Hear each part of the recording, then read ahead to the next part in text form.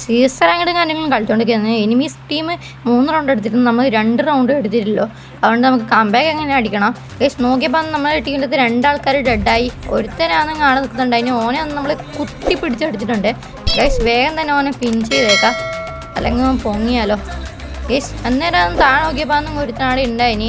നമുക്ക് ഓനെ എങ്ങനെ അടിക്കാൻ നോക്കാം. കയ്യിൽ 2 വീസസാണ്. ഓനെ ഒന്നും കിട്ടിയിട്ടാ. നോക്കിയപ്പോൾ ഇവിടെ അടുത്ത് നമ്മൾ അടിക്കാൻ വേണ്ടി വരുന്നു. ഓൻ നല്ല ഫുൾ ഡാം കൊടുത്തിട്ടാണ് നമ്മൾ റഷ് ചെയ്യാൻ പോയാന്ന്. നമ്മളന്ന് റഷ് ചെയ്ത് നോക്കാക്കിയിട്ടുണ്ട്. താഴെ അടുത്തന്നെ ക്രോണോ എടുക്കുന്നുണ്ട്. ഓനെ ഇനി എങ്ങനെ അടിക്കണം. മറ്റോനാണെങ്കിൽ താഴേക്ക് വന്ന് ഇപ്പം റിവൈവേജിട്ടുണ്ടാവും. ഇനി നമുക്കത് 1v3 സിറ്റുവേഷനാണ്. ഒറ്റക്കാണ് 1v3 എടുക്കണം. അത് അല്ലെങ്കിൽ കളി തോറ്റു കഴിഞ്ഞാൽ മാസ്റ്ററിന് മൈനസ് ആവും. ടീംമേറ്റ്സും കാര്യങ്ങളൊന്നും ബാക്ക്ഗ്രൗണ്ടിൽ ഇരുന്ന് കയറിയിട്ടുണ്ട്. കാരണം അവരെ റാങ്ക് മൈനസ് ആവുന്നുണ്ട്. അവർക്കൊന്നും ഒരു വിശ്വാസമില്ല ഞാൻ എടുക്കുന്നത്. ഏതായാലും നമുക്ക് എടുത്ത് മാസം കാണിച്ചേക്കാം. ഞാനാ ഇവിടുന്ന് എടുത്തിയാടി 2 വീട് എടുത്തിട്ടുണ്ട്. അതിന് ഓരോ ഇട്ടിട്ട് ഓൻ്റെ മുമ്പിലേക്ക് കയറി കൊടുത്തിട്ടുണ്ട്.